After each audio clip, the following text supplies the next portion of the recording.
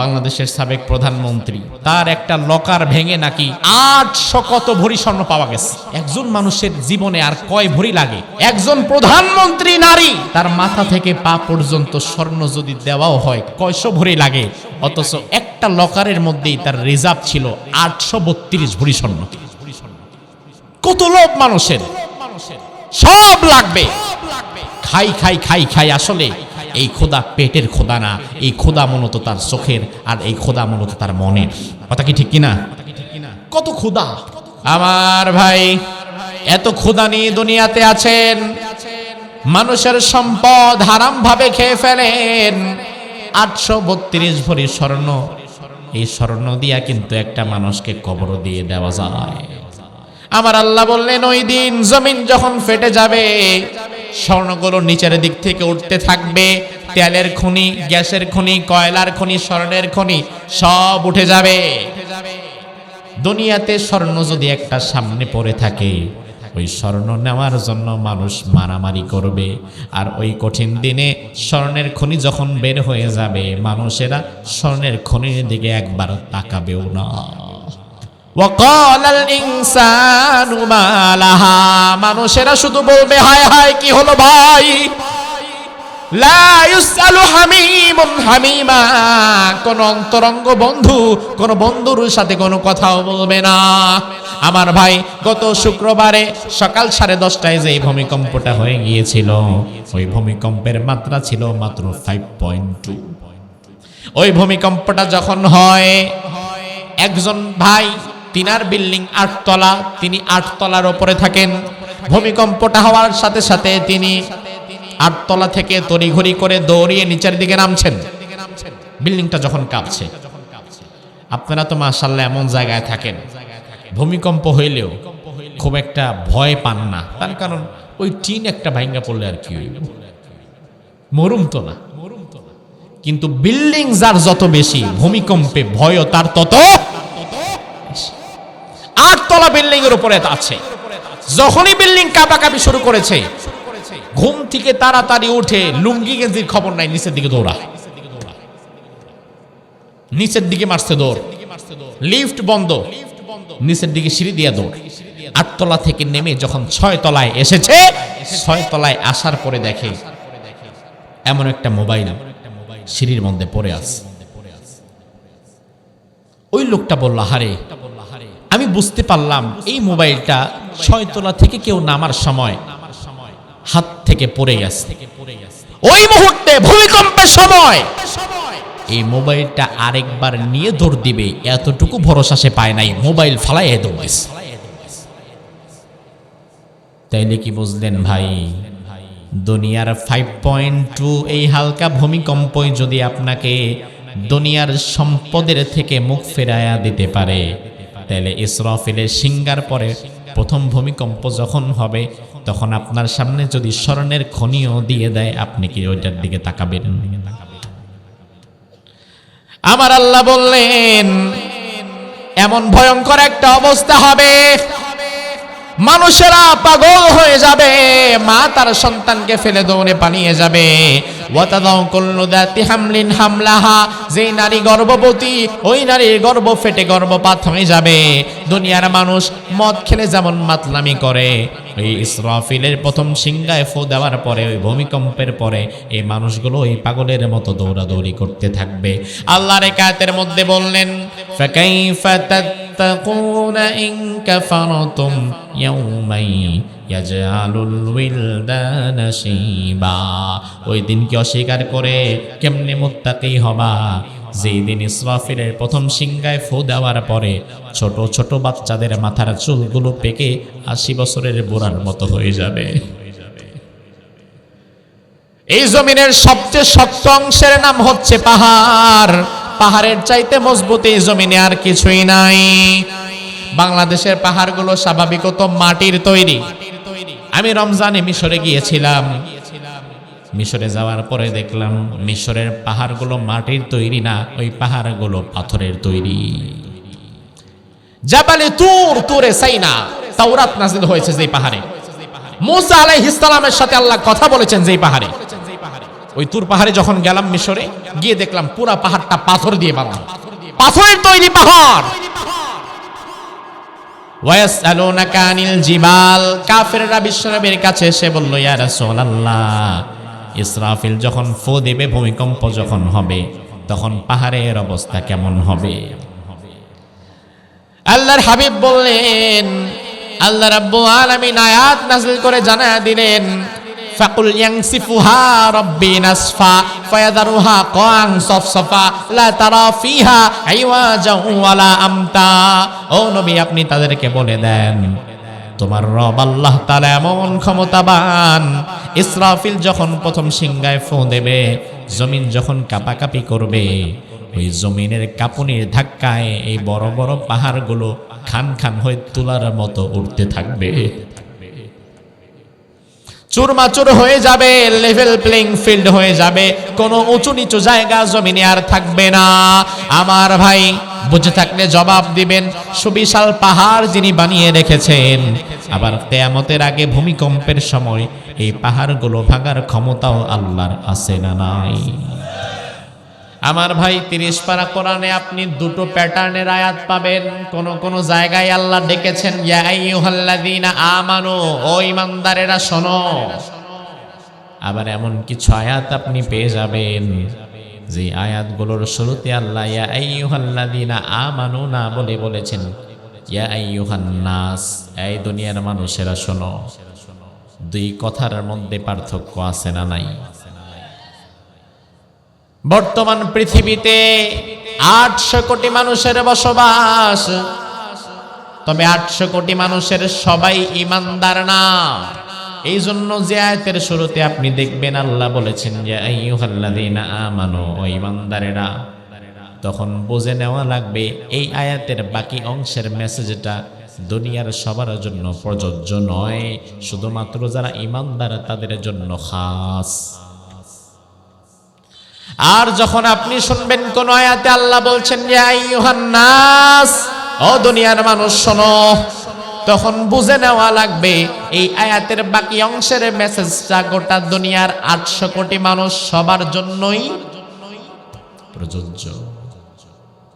এখন আজকে আমরা যে আয়াত থেকে কথা বলছি, এই আয়াতে আল্লাহ তাআলা ইয়া আইয়ুহাল্লাযীনা আমানু বলে নাই, বলেছেন ইয়া আইয়ুহান নাস, ও দুনিয়ার মানুষেরা শুনে নাও। ইত্তাকু রাব্বাকুম, তোমরা তোমাদের রবকে ভয় করো। কেমন কথা, আমি মুসলমান, আমার রব আল্লাহ। তাইলে আল্লাহ তো বললেন ও দুনিয়ার মানুষ, এই মানুষের মধ্যে মুসলমান, হিন্দু, বৌদ্ধ, খ্রিস্টান সব আছে। তাইলে হিন্দু তো আল্লাহকে রব হিসাবে মানবে না, খ্রিস্টান তো আল্লাহকে রব হিসাবে মানবে না। তাইলে আল্লাহ যে বললেন ও দুনিয়ার মানুষ তোমরা তোমাদের রবকে ভয় করো, তার কারণ কি? ও ভাই আমার, তার কারণ হচ্ছে ভিন্ন ধর্মাবলম্বী কেউ যদি আল্লাহকে রব হিসাবে না মানে তাইলে আল্লাহর কোনো ক্ষতি নাই, কিন্তু মূল সত্যটা হচ্ছে এটাই যে আল্লাহ তাআলা গোটা সৃষ্টি জগতের সবারই রব। কেউ মানুক আর না মানুক, কোন দুষ্ট সন্তান সে যদি তার নিজের বাবাকে অস্বীকার করে যে তুমি আমার বাবা না, এর দ্বারা কিন্তু ওই বাবা যে আসলে তার বাবা এই পরিচয়টা মিথ্যে হয়ে যায় না, বরং ওই সন্তানের কপাল পরা যে তার বাবার সম্পর্ককে অস্বীকার করছে, সে হচ্ছে অবাধ্য সন্তান। ঠিক তেমন ভাবে দুনিয়াতে আল্লাহর দুই প্রকারের গোলাম আছে। এক প্রকার গোলাম বাধ্য, যেমন আমরা ঈমানদার, আমরা আল্লাহর বাধ্য গোলাম।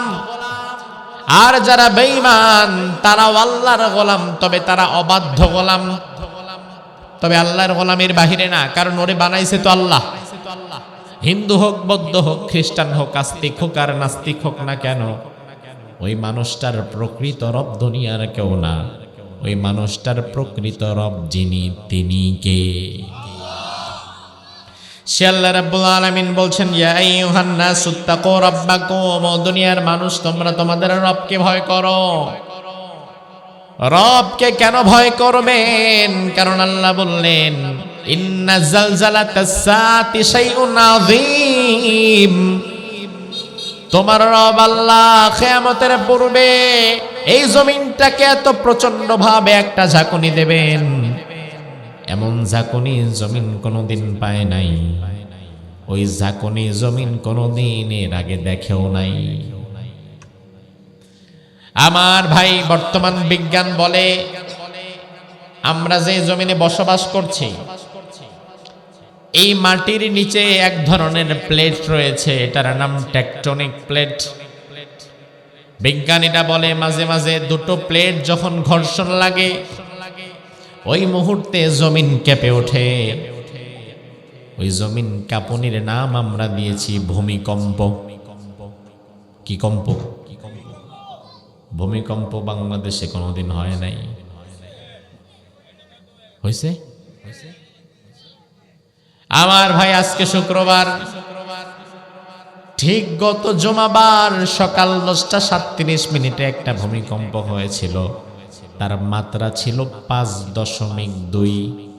ওই ভূমিকম্পটা কি আপনারা কেউ টের পাইছেন? তাইলে মোটামুটি ঢাকায় আমরা যেমন টের পাইছি ময়মনসিংহেও টের পাওয়া গেছে। আমার ভাই, 5.2 মাত্রার ভূমিকম্পটা আসলে ভূমিকম্পের কোনো কাতারেই পড়ে না, এটা সর্বনিম্ন।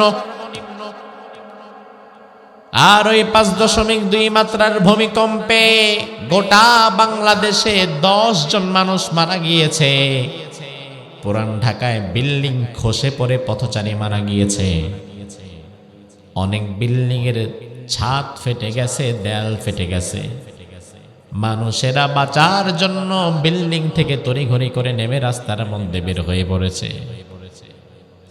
মাত্র 5.2 মাত্রার ভূমিকম্প 10 সেকেন্ড স্থায়ী না। আমার আল্লাহ কোরআনের মধ্যে বললেন, ইমানদার ও দুনিয়ার মানুষ শুনে নাও, ইন্না জালজালাতাস সাআতি শাইউন আযীম।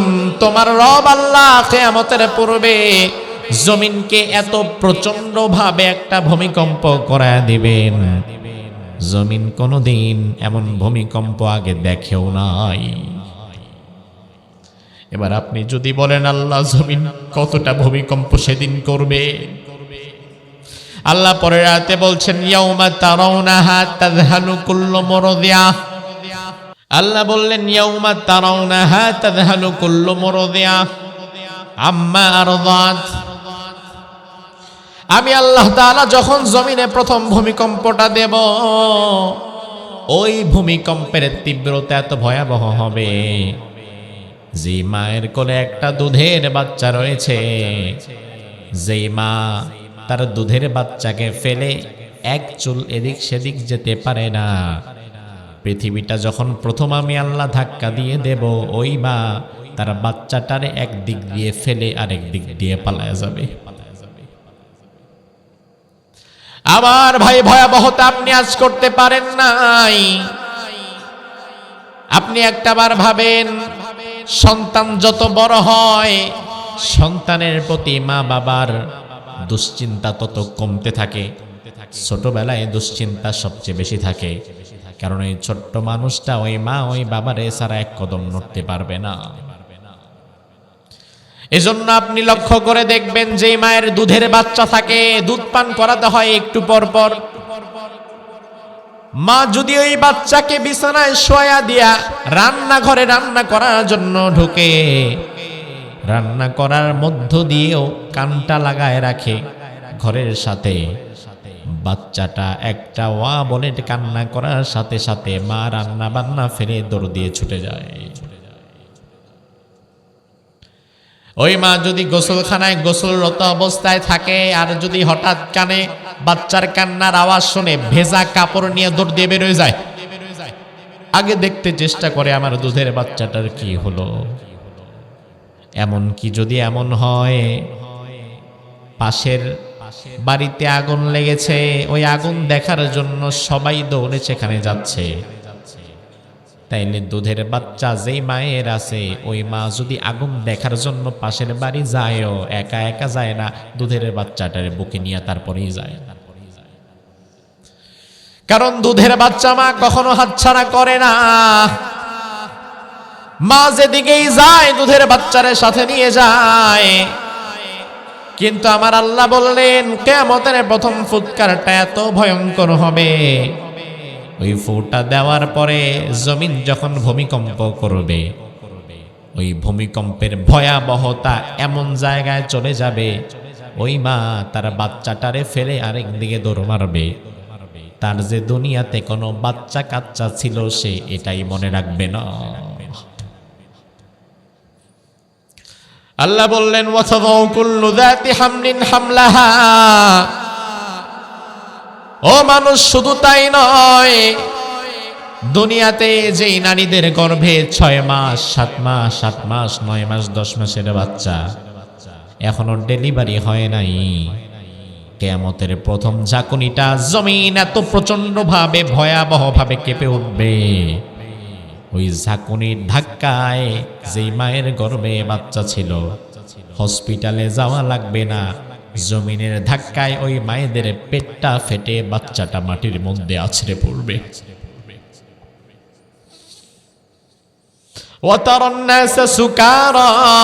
আল্লাহ বললেন ও নবী, আপনি যদি ওই সময় থাকতেন আপনি দেখতেন কিয়ামতের প্রথম ধাক্কা দেওয়ার পরে দুনিয়ার মানুষগুলো মদ খায়া যেমন মাতাল হয়ে ডানে বামে দৌড়ায়, হুঁশ থাকে না, ওই মানুষগুলোর সেই দিন হুঁশ থাকবে না, তারাও ডানে বামে দৌড়াবে বাঁচার জন্য। ওয়ামা হুম বিসুকারা ওয়ালাকিন্না আযাবাল্লাহি শাদীদ। ও নবী, তবে তারা মাতাল না, তারা পাগল না। আপনার রবের আযাব এত ভয়ঙ্কর, আপনার রবের আযাব দেখার সাথে সাথেই তারা পাগলের মতো দৌড়াবে। আমার ভাই, এই হচ্ছে এই দুটো আয়াতে কারিমার শাব্দিক অনুবাদ। আল্লাহ রাব্বুল আলামিন এসব বিশাল আসমান ধ্বংস করে দিবেন, চিরদিন রাখবেন না। কারণ আমরাই কথায় কথায় বলি ক্ষণস্থায়ী দুনিয়া। জবাব দিবেন, দুনিয়া কি চিরস্থায়ী নাকি ক্ষণস্থায়ী? এই দুনিয়া একদিন ছিল না। এই জমিন, এই আসমান, এমন একটা সময় কিন্তু পার হয়েছে যে সময় এই পৃথিবী ছিল না, এখন আছে। আল্লাহ তাআলা বানালেন, আসমান বানালেন, জমিন বানালেন, চন্দ্র বানালেন, সূর্য বানালেন, গ্রহ নক্ষত্র গ্যালাক্সি ইউনিভার্সাল সব বানালেন, এখন আছে, আমরা আছি। আবার এমন একটা সময় আসবে কিছুই থাকবে না, না জমিন, না আসমান, না চন্দ্র, না সূর্য, না আমরা, কেউ নাই। তাহলে এত কিছু বানাবার পেছনে মহান কারিগর আল্লাহর একটা পরিকল্পনা আছে না নাই? পরিকল্পনা ছাড়া কাজ করে শুধুমাত্র পাগলে, যার কোনো পরিকল্পনা নাই। এই রাস্তার মধ্যে দেখবেন কাগজ কুড়াইতেছে, হাঁটতেছে, চুলকাইতেছে, বৈশাস। তাকে যদি তার কাজের পরিকল্পনা কি, দুপুরবেলা কি করবা, বিকালবেলা কি করবা জিজ্ঞেস করেন, সে বলতে পারবে না। পরিকল্পনা ছাড়া কাজ করে পাগলে। তবে বুদ্ধিমান মানুষ কখনো পরিকল্পনা ছাড়া কাজ করে না। এই আপনি বক্সের সাউন্ড কমায় বাহিরের এই মাইকের সাউন্ড বাড়ান, বক্সটা ডিস্টার্ব করতেছে, মাইকের সাউন্ড বাড়ান। আমার ভাই, ফিআলুল হাকিম লা ইয়াখলু আনিল হিকমা। আল্লাহ মহাপ্রজ্ঞাময়, তার কোনো কাজ প্রজ্ঞার বাহিরে নয়। এই আকাশ জমিন চন্দ্র সূর্য একদিন ছিল না, এখন আছে, আবারও থাকবে না। তাইলে এগুলো সৃষ্টি করার পেছনে আপনার রবের একটা উদ্দেশ্য আছে না নাই? কোরআনে আল্লাহ বললেন হুয়াল্লাযী খালাকালাকুম মা ফিল আরদি জামিআ। আমি আল্লাহ রাব্বুল আলামিন আকাশ জমিন সহকারে যা তোমরা দেখছো সব বানিয়েছি। উদ্দেশ্য হচ্ছে খালাকালাকুম, তোমাদের জন্য বানিয়েছি, তোমাদের খেদমতে বানিয়েছি। অর্থাৎ আল্লাহ রাব্বুল আলামিন এই আসমান, এই জমিন, এই চন্দ্র সূর্য সব বানিয়েছেন, তবে আল্লাহর নিজের জন্য না, বানিয়েছেন মূলত আল্লাহর বান্দাদের জন্য। কথা বুঝতে পেরেছেন? আর হাত দিয়ে না ভাই, ব্যাস। আমার ভাই লক্ষ্য করেন, আল্লাহ বললেনটা কি? দুনিয়াতে যা কিছু দেখা যায়, যা কিছু চোখের সামনে দেখছি, চন্দ্র সূর্য গ্রহ নক্ষত্র আসমান জমিন সব বানিয়েছেন কে? আরো জোরে কোন? তবে আল্লাহর নিজের জন্য না বান্দার জন্য? তার কারণ কি? তার কারণ সূর্য না থাকলে আল্লাহর কোনো যায় আসে যায় না। তবে সূর্য না থাকলে আপনার ক্ষেতের ফসল হবে না। বৃষ্টি না থাকলে আল্লাহর কোনো লস নাই, তবে বৃষ্টি না থাকলে আপনার ফসলাদি হবে না। অক্সিজেন না থাকলে আল্লাহর কোনো ক্ষতি নাই, তবে অক্সিজেন না থাকলে আপনি বাঁচবেন না। জমিন না থাকলে আল্লাহর কি? জমিনে তো আল্লাহ থাকা লাগে না। জমিন না থাকলে আল্লাহর কোনো ক্ষতি নাই, তবে জমিন না থাকলে কিন্তু আপনি বাঁচবেন না। তাইলে যা কিছু দেখছেন বানিয়েছেন আল্লাহ বটে, তবে আল্লাহর নিজের কোনো স্বার্থের জন্য না। আল্লাহ বানিয়েছেন সবকিছু শুধুমাত্র আল্লাহর বান্দাদের জন্য। সুবহানাল্লাহ কি ভাষা কি বলেন? সূত্রটা আবার বোঝেন। বানাইছেন কে? আল্লাহর দরকার। কার দরকারে? বান্দার দরকারে। এবার আপনি যদি বলেন আল্লাহ তাইলে আমাদের কেন বানালেন?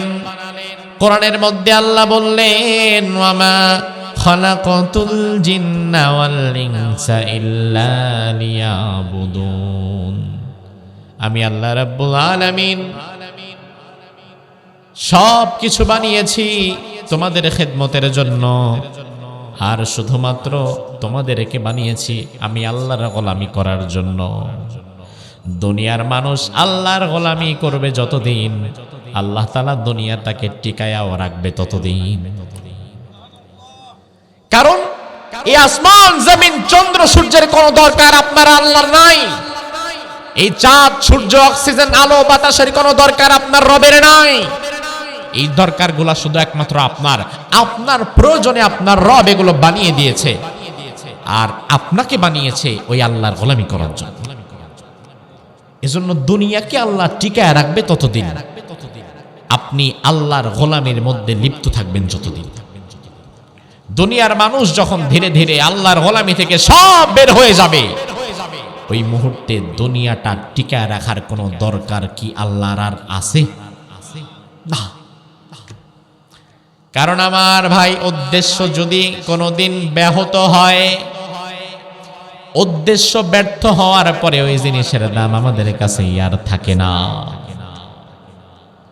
এই যে মাউথপিস, লাইট, প্যান্ডেল, এই সব কিছু বানাবার পেছনে একটা উদ্দেশ্য আছে না নাই? সুন্দর শামিয়ানা, শত শত মানুষ বসে আছেন, অল্প কিছু সময় পরে যখন মাহফিল শেষ হয়ে যাবে, মুনাজাত করে বাড়ি চলে যাবেন, ডেকোরেটরের ছেলেটা লাইটগুলো খুলে ফেলবে, মাইকটা টান দিয়ে সরায় ফেলবে, বাঁশগুলো তুলে ফেলবে, শামিয়ানাটা খুলে ফেলবে। আপনি যদি উঠা বলেন, ভাই রে এত সুন্দর একটা প্যান্ডেল বানাইছো, লাইটিং করছো, জায়গাটা কত সুন্দর করে সাজাইছো, এখন আবার খুলতেছো কেন? খোলা দরকার নাই ভাই, রেখে দাও। ডেকোরেটরের ছেলেটা তখন হাসি দিয়া বলবে, আহারে ভাই, যাদের জন্য মাহফিল বানিয়েছিলাম তারাই যেহেতু এখন আর নাই, এই শামিয়ানা রেখেও কোনো লাভ নাই। কারণ যাদের জন্য জমিন আল্লাহ বানিয়েছেন তারা আল্লাহর গোলাম। আল্লাহর গোলামের জন্য আল্লাহ বানিয়েছেন, এই জন্য আসমান জমিন আল্লাহ টিকায় রাখবেন ততদিন। আসমান জমিনের বাসিন্দারা আল্লাহর গোলামি করবে যতদিন। আল্লাহর গোলামি থেকে যখন বের হয়ে যাবেন, আসমান জমিন ও আল্লাহ তখন আর রাখবেন না। আমার ভাই, তবে দুঃখের বিষয় হচ্ছে যতদিন যাচ্ছে মানুষগুলো আল্লাহর গোলামি থেকে বের হয়ে ধীরে ধীরে শয়তানের গোলামে পরিণত হচ্ছে। বাংলাদেশে এখন এমন একটা সময় আমরা পার করছি, যেখানে আল্লাহর গোলামের চাইতে নেতার গোলাম আর দলের গোলামের সংখ্যা বেড়ে গেছে। কথাটা শুনতে খারাপ লাগবে, তবে আমি আপনারে উদাহরণ দিয়ে বোঝাই। আবার বলি, কান খুলে শুনে নেন। বাংলাদেশে এমন একটা সময় আমরা পার করছি যেখানে আল্লাহর গোলামের চাইতে দলের গোলাম আর নেতার গোলামের সংখ্যা বেশি। কেমন?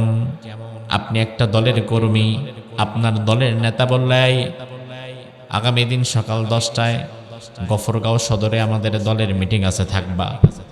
আপনি কিন্তু দলের কর্মী হিসাবে সকাল 10টার আগে গফরগাঁও চলে গেছেন মিটিং এর জন্য। নেতা বলল, শোনো, আগামী সপ্তাহে ঢাকার পল্টন ময়দানে আমাদের দলের কেন্দ্রীয় মিটিং আছে, যাওয়া লাগবে, থাকা লাগবে।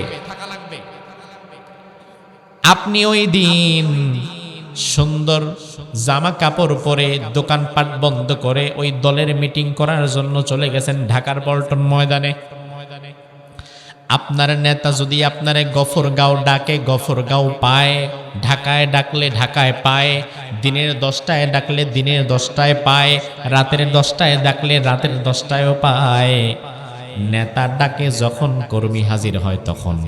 এমন কিছু কর্মী আমাদের সমাজেও আছে না নাই?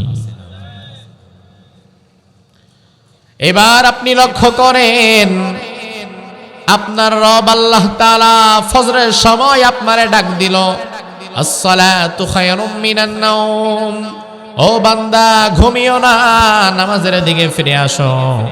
আপনি বান্দা গেলেন না।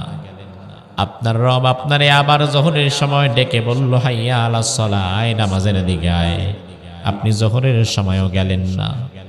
আপনার রব আবার আপনাকে আসরে ডেকে বলল, আয় বান্দা নামাজে আয়, আপনি গেলেন না। আপনার রব আপনারে মাগরিবেও ডাকলো, আপনি গেলেন না। এশার সময়ও ডাকলো, আপনি গেলেন না। সারা দিনে আল্লাহ 5 বার ডাকার পরে একবারও আল্লাহর ডাকের জবাব দেয় না। এমন মুসলমান আমাদের দেশে আছে না নাই? কম না বেশি? ও ভাই আমার, তাই ভালো করে বুঝেন, বিবেক কাজে লাগায়া বুঝেন। আপনার নেতা যদি আপনারা সকাল 10টায় ডাকে সকাল 10টায় পায়, আপনার নেতা যদি আপনারে রাতের 10টায় ডাকে রাতের 10টায় পায়, আপনার নেতা যদি আপনারে গফরগাঁওয়ে ডাকে গফরগাঁওয়ে পায়, আপনার নেতা যদি আপনারে ভালুকায় ডাকে ভালুকায় পায়, আপনার নেতা যদি আপনারা ঢাকায় যেতে বলে আপনি ঢাকায় চলে যান। অথচ আপনার রব আল্লাহ সারাদিনে 5 বার আপনাকে ডাকে, আপনি একবারও জবাব দেন না। তাইলে আপনার মতো মুসলমান মূলত নামের মুসলমান, কামের মুসলমান না। আপনি মূলত আল্লাহর গোলাম না, আপনি মূলত আপনার দল আর নেতার গোলামে পরিণত হয়ে গেছেন। এখন আমাদের সমাজে জবাব আপনারাই দেন, আল্লাহর গোলাম বেশি না নেতার গোলাম বেশি? আল্লাহর ডাকে জবাব দাও না, নেতারা ডাকের জবাব কোনোদিন ফিরায় দাও না। আমার ভাই, অথচ আল্লাহ রাব্বুল আলামিন জমিনটাকে বানিয়েছেন মূলত তার গোলামি করার জন্য, তাছাড়া জমিনের কোনো দরকার আল্লাহর নাই। আসমান জমিনের কোনো দরকার আল্লাহর নাই। এজন্য আল্লাহ বললেন, খলাকালাকুম মা ফিল আরদি জামিয়া, তুমি তোমার দৃষ্টিশক্তিতে যা দেখো আর যা দেখো না, এই সব আমি আল্লাহ কেবল বানিয়েছি তোমার জন্য। সুবহানাল্লাহ। যা দেখছেন অথবা দেখছেন না, এই সব আল্লাহ তাআলা আপনার কল্যাণে বানিয়েছেন। এই মশা, মাছি, ব্যাঙ, কুকুর, বিড়াল, শিয়াল, সাপ, যা দেখছেন বানিয়েছেন আল্লাহ। তবে উপকারে আসবে এগুলো আপনার। আপনি বলতে পারেন, হুজুর এটা আবার কেমন কথা? সব আমার উপকারে, আল্লাহ আবার কেমনে বানাইলেন? কারণ ওই ব্যাঙ তো আমার কোনো উপকার করে নাই, এই মশা মাছি তো আমার কোনো উপকার করে নাই, ওই জঙ্গলের বিষাক্ত সাপ আমার কোনো উপকার করে নাই। আমার ভাই, ফিআলুল হাকিম লা ইয়াখলু আনিল হিকমাহ, আল্লাহ মহাপ্রজ্ঞাময়, তার কোনো কাজ প্রজ্ঞার বাহিরে না। আল্লাহ যেহেতু বলেছে সব তোমার কল্যাণে বানিয়েছি, তাইলে বোঝা লাগবে আমার বুঝে আসুক আর না আসুক, আল্লাহ যেটা বলেছে এটাই সত্য, ঠিক কি না? দুনিয়ার সব বোঝার মতো জ্ঞান আল্লাহ আপনারে দেয়ও নাই। আমি ভাবতাম যে কি ব্যাপার, আল্লাহ তাআলা তো এই কোরআনের মধ্যে বললেন খলাকালাকুম মা ফিল আরদি জামিআ, যাও নাকি বানাইছে সব নাকি আমার কল্যাণে, তাহলে সাপ আবার আমার কোন কল্যাণে লাগে? বরং সাপ দেখলে কি আমরা সোমা দেই না, দৌড় দেই? কথা কয় না। এই মুহূর্তে যদি ওদিক দিয়ে সাপ একটা ঢুকে, কোনার মিয়া যদি বলে সাপ বলে একটা চিল্লান দেয়, তাইলে এই কোনার মিয়া দেখার আগেই দৌড়, ঠিক কিনা? কারণ সাপের প্রতি সবারই ভয় আছে, কিন্তু আল্লাহ বললেন ওই সাপটাও আমি তোমার কল্যাণে বানিয়েছি। বুঝে আসে না কথা। গত 2 মাস আগে আমি যখন সিঙ্গাপুর থেকে প্রোগ্রাম করে আসছিলাম, গোটা পৃথিবীর ফার্স্ট ক্লাস এয়ারপোর্ট হচ্ছে সিঙ্গাপুরের ইন্টারন্যাশনাল চাঙ্গি এয়ারপোর্ট। এত বিশাল এয়ারপোর্ট, ঘুরে শেষ করার মতো না। এয়ারপোর্টের ভেতরে ফুলের বাগান, ফ্লাওয়ার্স গার্ডেন, মসজিদ, বিশাল লম্বা বিশ্রামাগার, কয়েকটা ফ্লোর, একদিক দিয়ে ঢুকলে আরেক দিক দিয়ে হারায় যাবেন। ঝর্ণা, মাছ, বিশাল বিশাল অ্যাকোয়ারিয়াম, অনেক চমৎকার ভাবে তারা সাজিয়েছে। 6 ঘন্টা সময় করবো কি বুঝতে পারছিলাম না। মালয়েশিয়া থেকে প্রোগ্রাম করে সিঙ্গাপুরে আসলাম, এবার সিঙ্গাপুর থেকে বাংলাদেশে ফিরবো। 6 ঘন্টা সময় আছে হাতে। এই মারি কইও একটু আসতে, তো এমন ভাবে আপনারা কথা কন, মোটামুটি কথার আওয়াজ বক্তার আওয়াজের চেয়ে বেশি। এদিকে তাকান। তো সময় যেহেতু আছে কি করব, অনেকটা সময় নামাজ পড়ে মসজিদে শুয়েও ছিলাম, পরে দেখলাম সময় কাটে না। বের হয়ে আবার এয়ারপোর্টের ভিতরে সিঙ্গাপুরে হাঁটাহাঁটি শুরু করলাম। সেখানে এক ব্যক্তির সাথে আমার পরিচয় হলো। তিনি বাংলাদেশি নাগরিক, প্রায় 12 বছর হয়ে গেছে সিঙ্গাপুরে থাকেন। কথা প্রসঙ্গে জানতে পারলাম তিনি একজন রিসার্চার, গবেষক, বিজ্ঞানী। তিনি আমাকে বললেন যে হুজুর, আমি স্ন্যাক পয়জন নিয়ে রিসার্চ করি, বায়োমেডিক্যাল রিসার্চার বলা হয়। আমি বললাম কি বিষয় আপনার? বলে সাপের যে বিষ আছে এই বিষটা নিয়ে হচ্ছে আমার রিসার্চ, আমার কাজ। 12 বছর ধরে আমি এই বিষটা, সাপের বিষটা, স্ন্যাক পয়জন নিয়ে কাজ করছি। আমি বললাম দুনিয়াতে কাজ করার মতো আর জিনিস পাইলেন না, এই সাপের বিষ নিয়ে কাজ করতে হইল আপনার? তো আচ্ছা, সাপের বিষ নিয়ে এত কাজ করলেন, আপনি পাইলেনটা কি? তো তিনি আমাকে বলল হুজুর, আমরা অবাক হয়ে গেলাম, দুনিয়াতে সর্বোচ্চ ভয়ঙ্কর রোগ মানুষ যেটাকে মনে করে ওই রোগের নাম ক্যান্সার। কি স্যার? কোন স্যার? বাংলা স্যার? গণিত স্যার? ক্যান্সার। এই ক্যান্সারের নাই কোনো অ্যান্সার। অর্থাৎ ক্যান্সার যার হবে মোটামুটি মৃত্যু তার নিশ্চিত, কারণ এখনো পর্যন্ত পৃথিবীতে ক্যান্সারের কোনো ঔষধ আবিষ্কৃত হয়নি। আমার ভাই, রাসূল আগে হাদিসে বলেছেন, জমিনে আল্লাহ এমন কোন রোগ দেন না যে রোগের প্রতিষেধক আল্লাহ জমিনে বানান না। সব রোগের ঔষধ আছে, হয়তো তোমার খুঁজে বের করে নেওয়া লাগবে। সে আমাকে বলল, আমি সাপের বিষ নিয়ে গবেষণা করছি।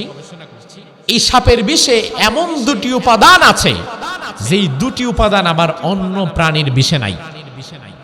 Protein and enzyme. ওই ডাক্তার সাহেব আমাকে বললেন, হুজুর, এই প্রোটিন প্লাস এনজাইমকে কাজে লাগিয়ে আমরা এমন একটা ঔষধ বানাবার কাজ করছি, খুব শীঘ্রই আপনারা এর রেজাল্ট দেখতে পাবেন। ওই ঔষধটা যদি কোনো ক্যান্সারে আক্রান্ত ব্যক্তির গায়ে পুশ করে দেওয়া হয়, ঢুকিয়ে দেওয়া হয়, তাহলে ক্যান্সারের কোষগুলো ধীরে ধীরে মরে গিয়ে এই সাপের বিষের ঔষধে ওই ক্যান্সারে আক্রান্ত ব্যক্তি সুস্থ হয়ে যাবে। আমি অবাক হয়ে গেলাম, বলে কি রে এটা? ও তার মানে আবার কলুরগাঁওর মানুষ কালকে সাপ দেখলেই হাত পাইতেন না যে ক্যান্সারের ওষুধ দিয়ে যাও, তাইলে আবার এমন জায়গায় দিবে দুনিয়া শেষ। আমার ভাই লক্ষ্য করেন, যেটা বোঝাতে চেষ্টা করলাম, আল্লাহ যে বললেন জমিনে যা কিছু আছে দেখুন আর না দেখুন, বুঝেন আর না বুঝেন, সব আল্লাহ বানিয়েছেন আমাদের কল্যাণে। আল্লাহর এক কথার সাথে বর্তমান বাস্তবতার মিল আছে না নাই? আজ থেকে 100 বছর আগে মানুষ জানতো না যে সাপের বিষে আবার কি কল্যাণ, কিন্তু এখন গবেষণার পরে দেখা যাচ্ছে সাপের বিষে ক্যান্সারের ঔষধ পাওয়া গিয়েছে। আজ থেকে 50 বছর 100 বছর পরে আরো হয়তো এমন অনেক প্রাণী আবিষ্কার হবে, ওই প্রাণীদের মধ্যে আমাদের জন্য আল্লাহ কল্যাণ রেখেছেন, হয়তো আমরা এটা এতদিন জানতেই পারি নাই। তাইলে আল্লাহ যে বললেন সব আমি আল্লাহ তোমার জন্য বানিয়েছি, আল্লাহর এই কথা কি সঠিক না ব্যাঠিক? জোরে কম। সঠিক। আপনার মাইকের আওয়াজটা ছেড়ে দেয় কেন ভাই বারবার? সব আল্লাহ আমাদের জন্য বানিয়েছেন, আর আমাদের বানিয়েছেন আল্লাহর গোলামি করার জন্য। এই জন্য আপনি আমি আল্লাহর গোলামির মধ্যে থাকবো যতদিন আকাশ এবং জমিন আল্লাহ টিকায় রাখবে ততদিন। দুনিয়ার মানুষ যেদিন আল্লাহর গোলামি থেকে মুখ ফিরিয়ে নেবে, আকাশ ও জমিনও আল্লাহর রাখবেন না, কিয়ামত হয়ে যাবে, সব ধ্বংস হয়ে যাবে। আমার আল্লাহ তাআলা কোরআনের মধ্যে বললেন ইন্না জালজালাতাস সাআতি শাইউন আযীম, কিয়ামতের পূর্বে ভয়াবহ একটা ভূমিকম্প আমি আল্লাহ তাআলা জমিনে সৃষ্টি করব। আল্লাহর হাবিব সাল্লাল্লাহু আলাইহি ওয়াসাল্লাম হাদিসের মধ্যে বললেন লা তাকুমুস সাআহ হাত্তা লা ইউকালা ফিল আরদি আল্লাহ আল্লাহ, যতক্ষণ পর্যন্ত জমিনে একজন আল্লাহকে আল্লাহ বলার মতো লোক থাকবে, আল্লাহকে আল্লাহ বলে ডাকার মতো যদি একজন লোক জমিনের মধ্যে জীবিত থাকে, ওই বান্দা যদি আল্লাহকে আল্লাহ বলে একটা ডাক দিতে পারে, ওই ডাকের কারণে আল্লাহ তাআলা গোটা পৃথিবীটাকে কিয়ামতের হাত থেকে বাঁচিয়ে দেবে। আমার ভাই তাইলে দেখেন আল্লাহকে আল্লাহ বলে ডাকার মধ্যে ফজিলত আছে না নাই? অন্তর থেকে কলিজা থেকে আল্লাহকে একটা ডাক দিতে পারবেন, একটা ডাক দিয়ে বলেন আল্লাহ, আবার একটা ডাক দিয়ে বলেন আল্লাহ। বিশ্বনবী বললেন লা তাকুমুস সাআহ হাত্তা লা ইউকালা ফিল আরদি আল্লাহ আল্লাহ। ওই ইমানদার শুনে নাও, তোমার জবানের দাম তোমার আল্লাহর দরবারে এত বেশি, তুমি যদি জমিনে বসে ইমানদার হয়ে তোমার আল্লাহর একটা ডাক দিতে পারো, তোমার একটা ডাকের কারণে গোটা পৃথিবীটাকে ধ্বংসযজ্ঞের হাত থেকে আল্লাহ বাঁচিয়ে দিবেন। তবে আমার ভাই কথা আছে, যেন তেন মানুষের জবানের আল্লাহ ডাকের দাম নাই, শুধুমাত্র ইমানদারের ডাকের দাম আছে। কারণ কাফের মুশরিক যদি বিপদে পড়ে আল্লাহরে আল্লাহ বলে ডাক দেয়, তার জন্য কিন্তু আল্লাহ কিয়ামতকে থামায় রাখবে না, বরং আল্লাহকে আল্লাহ বলে ডাকতে হবে ইমানদারের, ইমানদারের জবানের আল্লাহর কাছে বড় দাম। আমার ভাই সময় যত আগাচ্ছে কিয়ামত তত পিছাচ্ছে, নাগাচ্ছে। জোরে কোন। স্বাধীনতার সময় বাংলাদেশে মানুষ ছিল 7.5 কোটি, এখন কি কম না বেশি? কত? 18 কোটি। স্বাধীনতার সময় 7.5 কোটির 50 লাখ হিন্দু বৌদ্ধ খ্রিস্টান, বাকি 7 কোটি ছিল মুসলমান। এখন 18 কোটির 2 কোটি হিন্দু বৌদ্ধ খ্রিস্টান যদি হয়, তাহলে মুসলমান থাকে বাকি কত কোটি? তাহলে এই 55 বছরে বাংলাদেশে মুসলমানের সংখ্যা কি কমলো না বাড়লো? কথার কথা, কিয়ামত যদি আরো 50 বছর পরেও হয়, তাহলে মুসলমানের সংখ্যা কি আরো কমে যাবে না আরো বাড়বে? তাহলে রাসূল তো বলে গিয়েছেন একজন ইমানদার থাকলে আল্লাহ কিয়ামত দিবে না। আবার আমরাই তো বললাম কিয়ামত দিন দিন আগাচ্ছে, হিসাব তো মিলে না। একদিক থেকে মুসলমান যেমনে বাড়া শুরু করছে, 55 বছরে 7 কোটি থেকে 16 কোটি হয়ে গেছে। এখন গোটা পৃথিবীতে 200 কোটি মুসলমান, 50 বছরে মুসলমান তো আরো বাড়বে। তাহলে মুসলমান যেভাবে বাড়তেছে, এই বাড়ার ধাক্কায় কিয়ামত না কত দূরে চলে যাবে? কিন্তু না ভাই, মুসলমান বাড়ছে কথা ঠিক, তবে কিয়ামত আগাচ্ছে এটাও ঠিক। তার কারণ কি? তার কারণ এই দেশের মুসলমান এখন শুধু কাগজে কলমে মুসলমান, নাম কাওয়াস্তে মুসলমান, আল্লাহর খাতায় তারা মুসলমান না, তারা শুধুমাত্র তাদের ভোটার লিস্টের খাতায় মুসলমান। আল্লাহর খাতায় যদি মুসলমান না হতে পারেন, এমন মুসলমান আল্লাহকে যতই আল্লাহ বলে ডাক দিক না কেন, আল্লাহ তাআলা তার জন্য কিয়ামতকে আটকাবে না। আপনাকে প্রকৃত মুসলমান হওয়া লাগবে, প্রকৃত ইমানদার হওয়া লাগবে।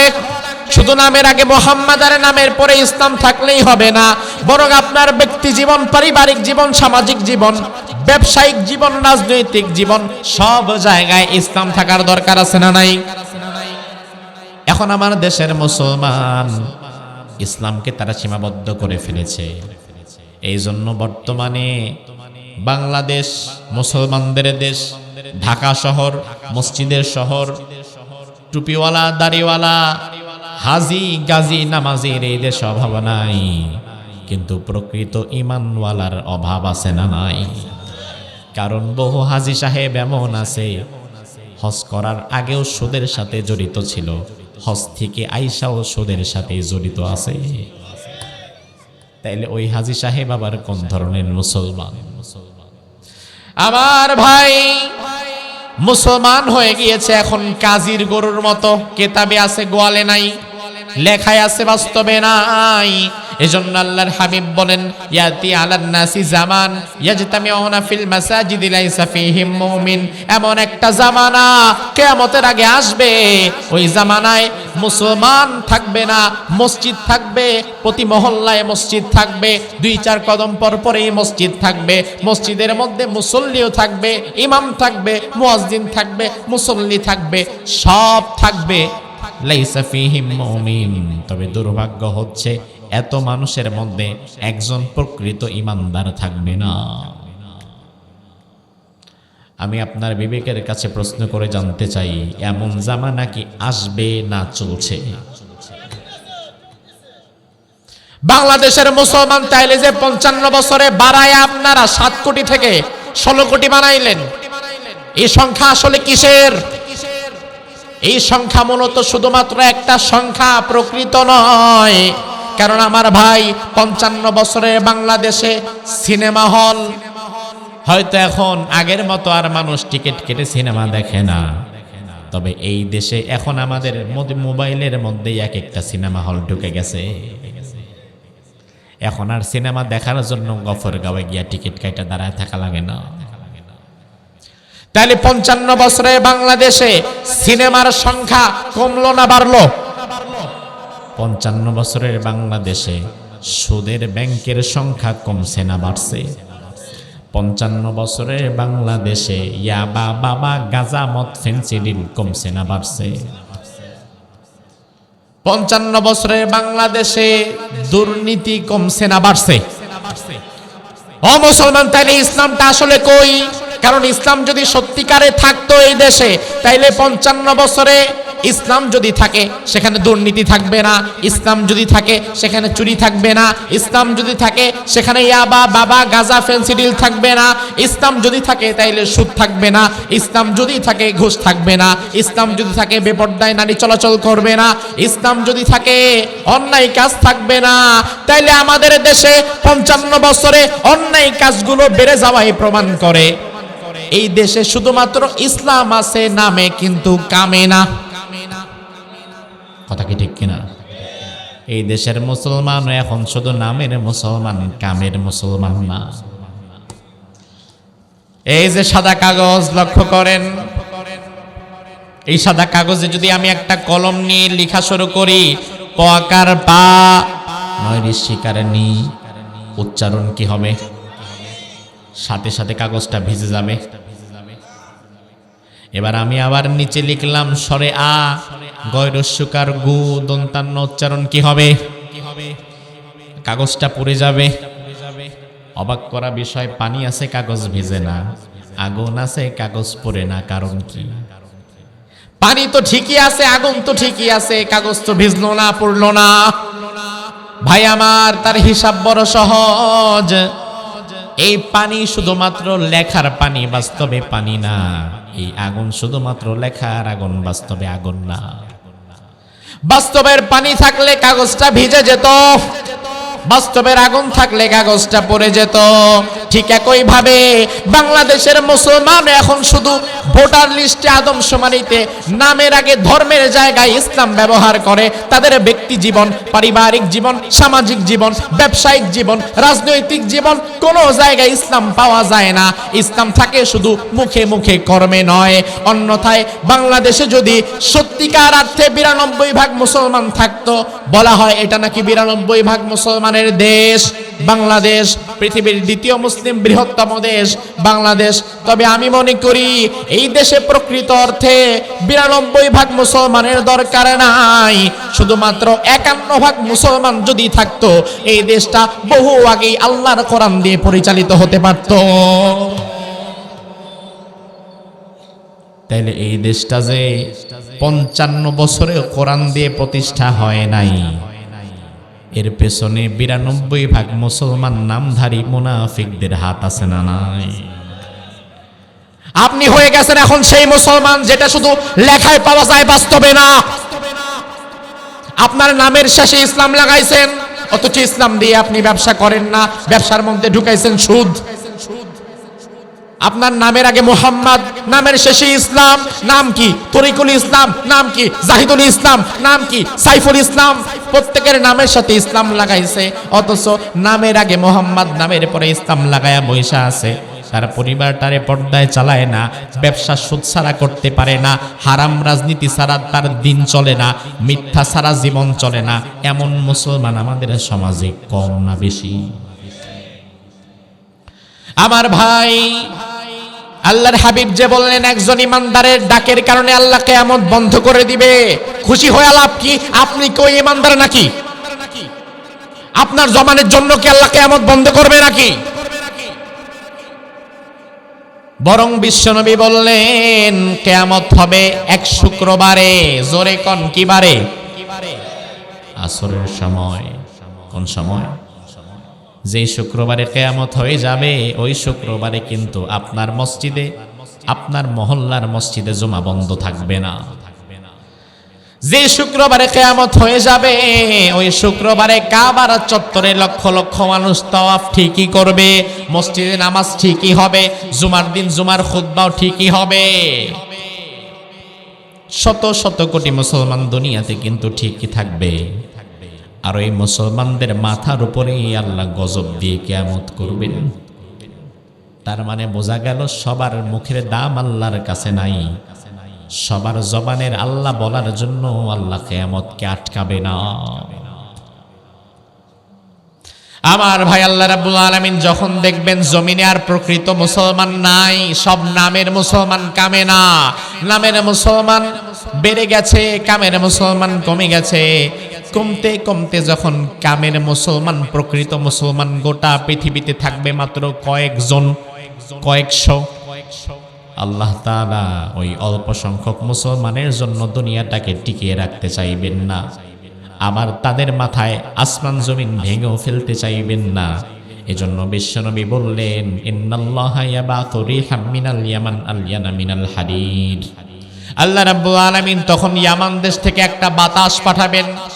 ওই বাতাসটা পৃথিবীর পূর্ব থেকে পশ্চিম দিগন্ত পর্যন্ত গোটা পৃথিবীটা একবার রাউন্ড করবে, ঘুরে আসবে। ওই বাতাসটা গোটা পৃথিবী একবার যখন ঘুরে আসবে, এই বাতাসটা যত ইমানদারের বুকের মধ্যে ছোঁয়া লাগবে, লাগার সাথে সাথে ওই ইমানদারের রূহটা আসানির সাথে কবজ হয়ে যাবে। হঠাৎ একদিন এমন একটা বাতাস যখন আসবে, ওই বাতাসটা গোটা পৃথিবী একবার যখন ঘোরা শেষ হয়ে যাবে, পৃথিবীতে 2-4 জন ছড়ায়া ছিটায়া যে ইমানদাররা বেঁচে ছিল, ওই ইমানদারদেরকে আল্লাহ তাআলা আস্তে করে জমিন থেকে বিদায় করে দিবেন। শুধুমাত্র আমাদের মতো কিছু নামধারী মুসলমানেরা তখন থাকবে। আল্লাহ রাব্বুল আলামিন এবার ইসরাফিলকে বলবেন, ইসরাফিল আর দেরি করা দরকার নাই, জমিনে এখন আমার একজন সাচ্চা ইমানদার নাই, এই জমিন আমার আর টিকায়া রাখার কোনো দরকার নাই, জমিন এখন ধ্বংস করে দাও। জমিন ধ্বংস করার জন্য একজন ফেরেশতা সিংহা নিয়ে দাঁড়িয়ে আছে। ওই ফেরেশতার নাম কি? জোরে কোন? ইসরাফিল। ইসরাফিল আলাইহিস সালাম। এবার তিনি যখন সিংহায় ফু দিবেন, প্রথম ফু, দ্বিতীয় ফু, তৃতীয় ফু, গোটা দুনিয়া ধ্বংস করার জন্য ইসরাফিল ফু দিবে মোট 3টা। জোরে কোন কয়টা? মনে রাখেন কয়টা? নাফখাতুল ফাজা, নাফখাতুল সাক, নাফখাতুল কিয়ামাহ, 3টি ফুৎকার দেবে। জমিনের নিচে যত খনিজ সম্পদ ছিল, তেলের খনি, গ্যাসের খনি, কয়লার খনি, স্বর্ণের খনি, হীরার খনি, আমাদের জমিনের নিচে আছে না নাই? এই জমিন যখন ফেটে যাবে, এই জমিনের নিচ থেকে সকল সম্পদগুলো মানুষ কোনোদিন বেশি খেলে যেমন বমি করে দেয়, এই জমিন ওই দিন তার ভূগর্ভস্থ সম্পদগুলো বমি করে উগরে দেবে। আমার ভাই, অবস্থাটা এমন ভয়াবহ হয়ে যাবে, দুনিয়ার মানুষ দেখবে তার সামনে স্বর্ণের একটা দলা পড়ে আছে। জমিন ফেটে বিশাল একটা স্বর্ণ বের হয়ে গেছে। দুনিয়াতে স্বর্ণের প্রতি স্বাভাবিক মানুষের লোভ আছে না নাই? জোরে কোন? স্বর্ণের প্রতি লোভ বেশি কার? পুরুষের না মহিলার? কার? মহিলার। এজন্য স্বর্ণের দাম বাড়লে একটু পর পরে গোতায়, কইছিলাম না আগে থাকতে দাম যখন কম ছিল আর একটু নিয়ে রাখতে, তখন তো শুনলা না, এখন দেহ কেমন লাগে? এই স্বর্ণের প্রতি কত লোভ মানুষের। বাংলাদেশের সাবেক প্রধানমন্ত্রী, তার একটা লকার ভেঙে নাকি 800 কত ভরি স্বর্ণ পাওয়া গেছে। একজন মানুষের জীবনে আর কয় ভরি লাগে? একজন প্রধানমন্ত্রী নারী, তার মাথা থেকে পা পর্যন্ত স্বর্ণ যদি দেওয়াও হয় কয়শো ভরি লাগে, অথচ একটা লকারের মধ্যেই তার রিজার্ভ ছিল 832 ভরি স্বর্ণ। কত লোভ মানুষের, সব লাগবে, খাই খাই খাই খাই। আসলে এই খোদা পেটের খোদা না, এই খোদা মূলত তার চোখের, আর এই খোদা মূলত তার মনের। কথা কি ঠিক কিনা? কত খোদা আমার ভাই, এত খোদা নিয়ে দুনিয়াতে আছেন, মানুষের সম্পদ হারাম ভাবে খেয়ে ফেলেন। 832 ভরি স্বর্ণ, এই স্বর্ণ দিয়া কিন্তু একটা মানুষকে কবর দিয়ে দেওয়া যায়। আমার আল্লাহ বললেন, ওই দিন জমিন যখন ফেটে যাবে, স্বর্ণগুলো নিচের দিক থেকে উঠতে থাকবে। তেলের খনি, গ্যাসের খনি, কয়লার খনি, স্বর্ণের খনি সব উঠে যাবে। দুনিয়াতে স্বর্ণ যদি একটা সামনে পড়ে থাকে, ওই স্বর্ণ নেওয়ার জন্য মানুষ মারামারি করবে। আর ওই কঠিন দিনে স্বর্ণের খনি যখন বের হয়ে যাবে, মানুষেরা স্বর্ণের খনির দিকে একবার তাকাবেও না। ওয়াকালাল ইনসানু মা লাহা, মানুষেরা শুধু বলবে হায় হায় কি হলো ভাই। লা ইউসালু হামিমুন হামিমা, কোন অন্তরঙ্গ বন্ধু কোন বন্ধুর সাথে কোনো কথাও বলবে না। আমার ভাই, গত শুক্রবারে সকাল 10:30টায় যে ভূমিকম্পটা হয়ে গিয়েছিল, ওই ভূমিকম্পের মাত্রা ছিল মাত্র 5.2। ওই ভূমিকম্পটা যখন হয়, একজন ভাই, তিনার বিল্ডিং 8 তলা, তিনি 8 তলার উপরে থাকেন। ভূমিকম্পটা হওয়ার সাথে সাথে তিনি 8 তলা থেকে তড়িঘড়ি করে দৌড়িয়ে নিচের দিকে নামছেন।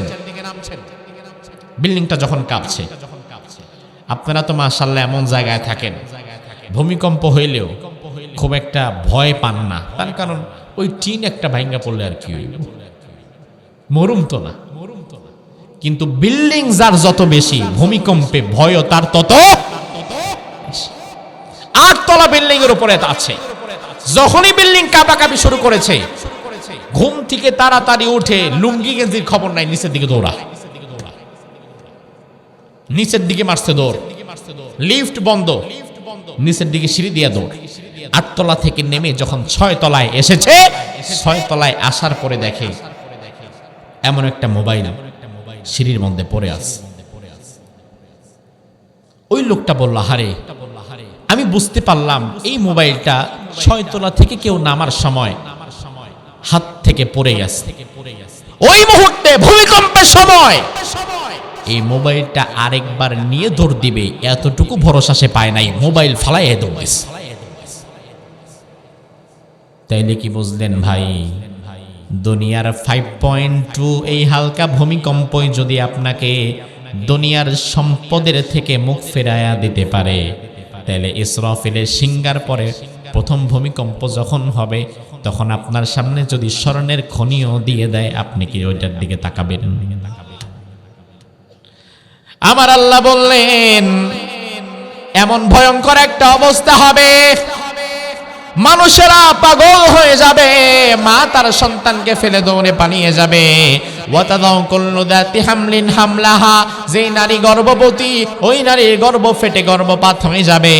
দুনিয়ার মানুষ মদ খেলে যেমন মাতলামি করে, ওই ইসরাফিলের প্রথম সিংহায় ফু দেওয়ার পরে, ওই ভূমিকম্পের পরে এই মানুষগুলো ওই পাগলের মতো দৌড়াদৌড়ি করতে থাকবে।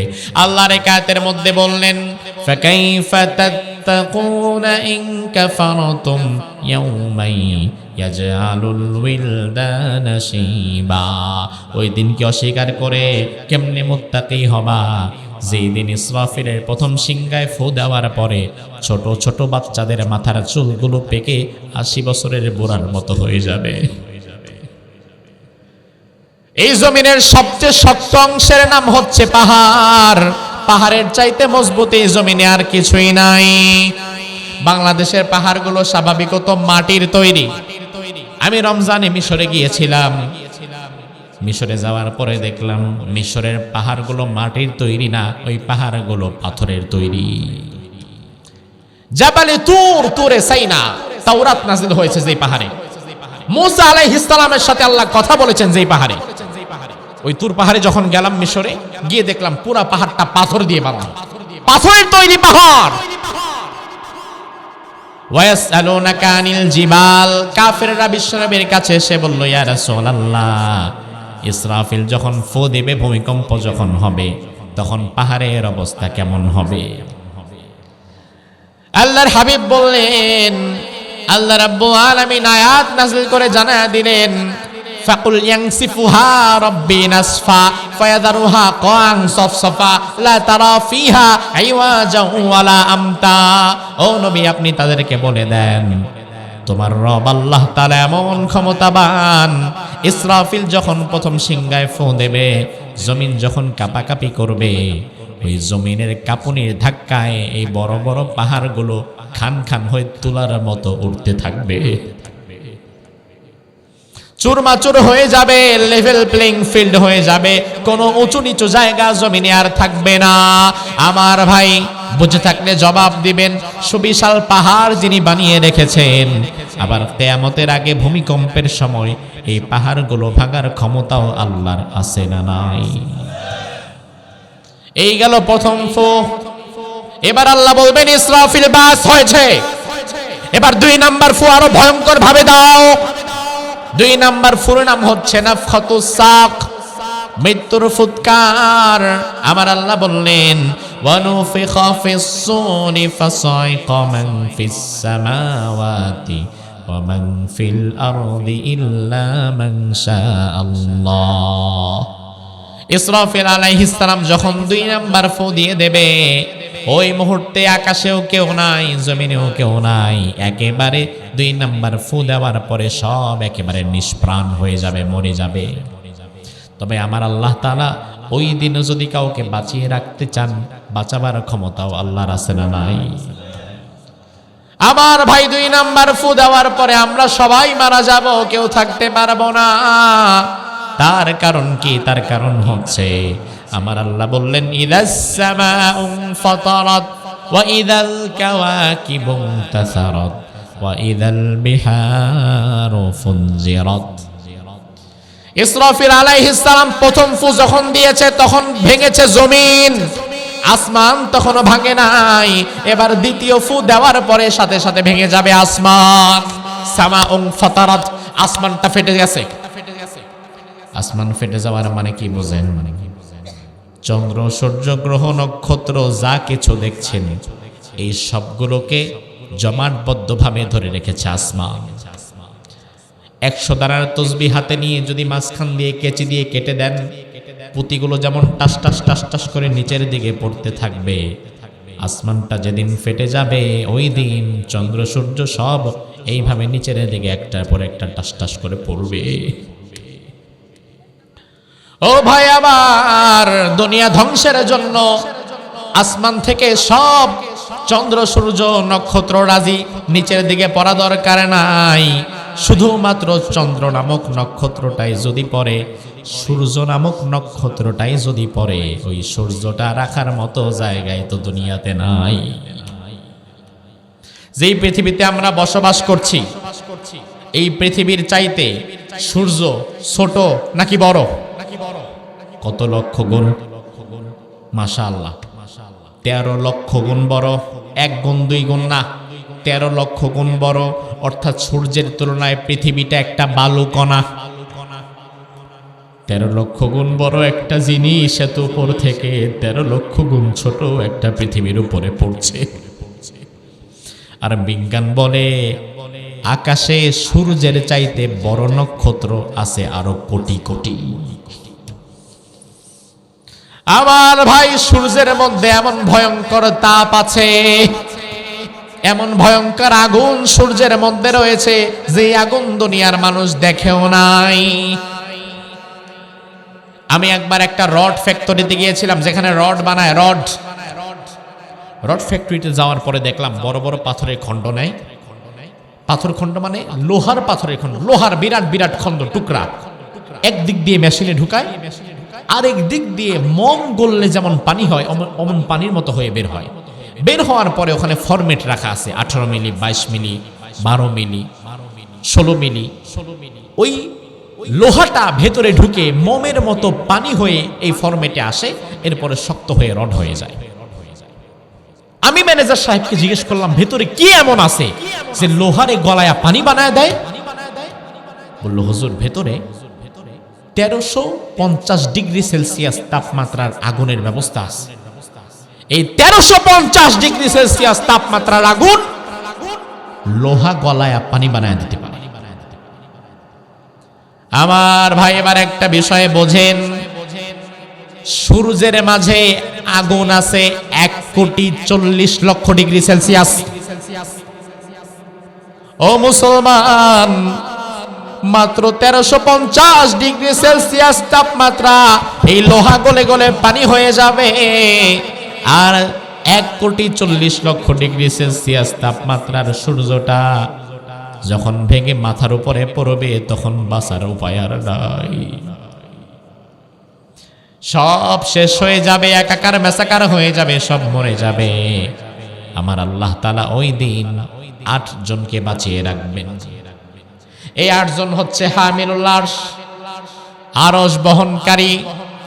আর 4 জন হচ্ছে বড় বড় ফেরেশতা, ইসরাফিল, জিবরাইল, মিকাইল, মালাকুল মাউত, আজরাইল।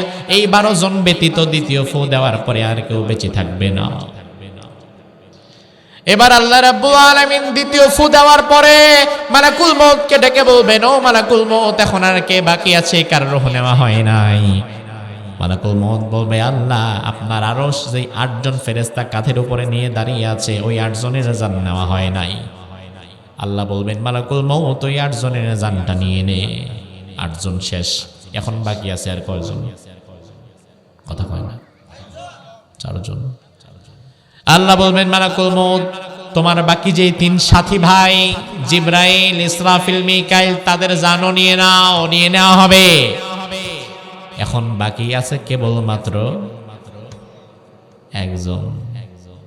আল্লাহ বলবেন, ওয়ামাম বাকি, আর কে বাকি আছে? মালাকুল মউত বলবে, আল্লাহ, এখন তো আর কেউ নাই। আপনি, আপনার তো কোনো লয় নাই, ক্ষয় নাই, আর আমি আপনার গোলাম মালাকুল মউত। আল্লাহ বলবেন, মালাকুল মউত, এবারও তুমি তোমার জানটা নিয়ে নাও। মালাকুল মউত অনেক চেষ্টা করবে, কলিজার ভেতরে হাত ঢুকায় দিবে, যন্ত্রণায় কাতরাবে, তবে জান বের হবে না। জিহ্বাটা টেনে নাভি পর্যন্ত ঝুলায়া ফেলবে, জান কবজ হবে না। অতঃপর মালাকুল মউত আল্লাহর গিয়ে বলবে, আল্লাহ, জান কবজ করা যে এত কঠিন, এটা যদি জানতাম জীবনে কোনো দিন এই দায়িত্ব আমি নিতাম না। আল্লাহ বলবেন মুতিয়া মালাকাল মাউত, মালাকুল মাউত মরে যাও। এরপরে মালাকুল মাউত মরে যাবে। ও ভাই আমার লক্ষ্য করেন, ওই মুহূর্তে আকাশেও কেউ নাই, জমিনেও কেউ নাই, কোথাও কেউ নাই, শুধু একজন বাকি আছেন। তিনি কে? আল্লাহ বললেন কুল্লু মান আলাইহা ফান ওয়া ইয়াবকা ওয়াজহু রাব্বিকা যুল জালালি ওয়াল ইকরাম ফাবিআইয়ি আলাই রাব্বিকুমা তুকাযযিবান। সব ধ্বংস হয়ে যাবে, একাকার মেসাকার হয়ে যাবে, শুধু একজন বাকি থাকবেন। তিনি কে? তাফসিরে জালালাইন প্রণেতা বলেন বাইনান নাফখাতাইনি 40 সানা, দুই ফুর মাঝখানে আল্লাহ 40 বছর গ্যাপ দিবেন। এই 40 বছর আকাশেও কেউ নাই, জমিনেও কেউ নাই, কোথাও কেউ নাই, কোথাও কেউ নাই, শুধু আমার আল্লাহ তাআলা একা বসে আছেন। 40 বছর পরে আবার আল্লাহ তাআলা নতুন ভাবে ইসরাফিলকে প্রথম রূহ ফিরিয়ে দিবেন। ইসরাফিল জীবিত হয়ে দাঁড়াবে। এবার আল্লাহ বলবেন ইসরাফিল তুমি তোমার শেষ কাজটা শেষ করে নাও, 3 নাম্বার ফু তুমি দিয়ে নাও। ইসরাফিল আলাইহিস সালাম এবার সিংহাটা হাতের মধ্যে নিয়ে 3 নাম্বার ফু দেবে। আমার আল্লাহ বললেন সুম্মা নুফিখা ফীহি উখরা ফাইদা হুম কিয়ামুন ইয়ানজুরুন। 3 নাম্বার ফু যখন দেবে, পৃথিবী সৃষ্টির পর থেকে নিয়ে শেষ মানুষ পর্যন্ত যে মানুষ যখন যেভাবে মৃত্যুবরণ করেছিল, যার কবর যেখানে হয়েছিল, ঠিক সেখান থেকে উঠে আবারও কিয়ামুন ইয়ানজুরুন আল্লাহর দরবারে হাসরের মাঠে কিয়ামতের ময়দানে দাঁড়িয়ে যাবে। আমার ভাই, সেই ভয়াবহ কিয়ামত খুব নিকটে। আমরা মনে করি কিয়ামত বোধহয় হাজার হাজার বছর পরে হবে, অথচ কোরআন এবং হাদিস গবেষণা করার পরে মুহাদ্দিসিনে কেরাম অবাক হয়ে গিয়েছে। বর্তমান পৃথিবী মূলত তার হায়াতের শেষ সীমায় অবস্থান করছে। মানুষের বয়স যেমন এক একটা ধাপ থাকে, এই যে বাচ্চা, বয়সটা শুরু হয়েছে। আমাদের বয়স মাঝ বয়স, হুজুরের বয়সের দ্বার প্রান্তে চলে গেছে। এইরকম ভাবে বর্তমান পৃথিবীটাও মূলত তার বয়সের শেষ সীমায় চলে গেছে, যে কোনো সময় কিয়ামত হয়ে যেতে পারে। আল্লাহ সুবহানাহু ওয়া তাআলা সেই কিয়ামত আসার আগে আমাদের ঈমান আমলকে মজবুত করার তৌফিক দান করুক, বলি আমিন।